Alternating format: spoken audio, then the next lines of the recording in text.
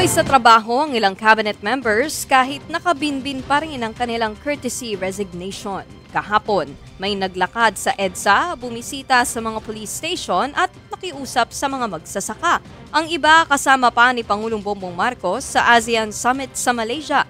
Narito ang report ni Maricel Halili.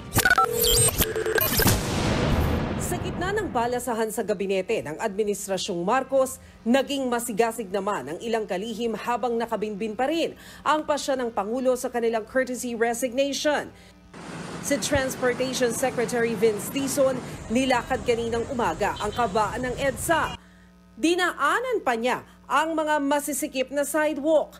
Bahagi ito ng isinagawang EDSA Walk ng Move as One Coalition. Layo nitong isulong ang ligtas na pagdaan sa mga national highway para sa mga pedestrian.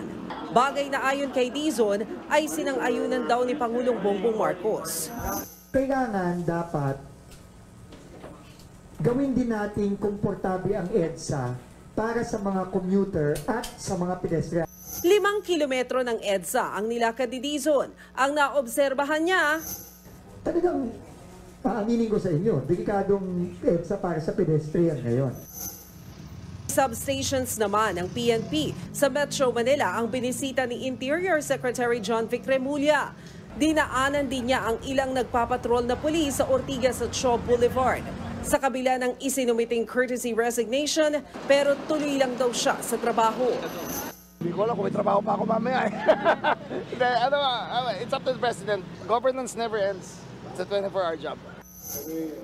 Nakipag-usap naman si Agriculture Secretary Francisco Chu Laurel sa mga magsasaka sa Bulacan. Tiniyak niya ang suporta kay Pangulong Marcos anuman ang magiging desisyon nito sa kanyang kapalaran. What's important is that I do my work while he makes his final decision.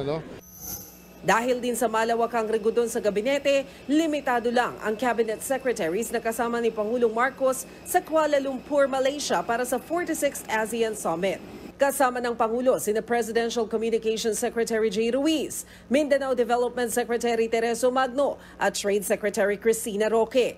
Bagamat nakatakda ng ilipat sa ibang kagawaran, kasama pa rin sa ASEAN Summit si Foreign Affairs Secretary Enrique Manalo. Katunayan, siya pa ang kinatawan ng Pilipinas sa Foreign Minister Summit kahapon.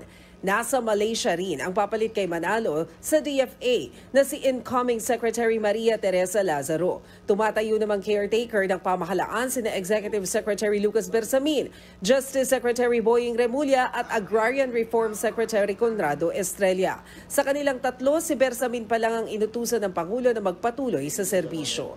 Nagbabalita mula sa Frontline, Maricel Halili, News 5.